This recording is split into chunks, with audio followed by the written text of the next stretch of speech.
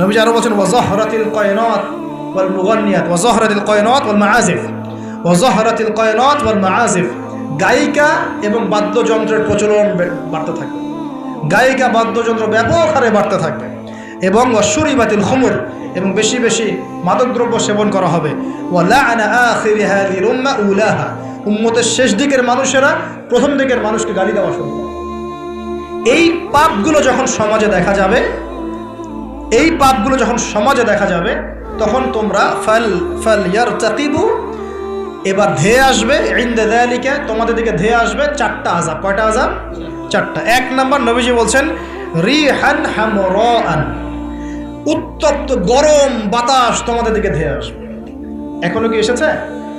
আসবে। আমি রিসার্চ করেছি, এই নাসা এই গবেষণা শুরু করেছে, সূর্য থেকে এরকম ক্ষতিকর কিছু উত্তপ্ত বিকিরণ আসতেছে পৃথিবীর দিকে।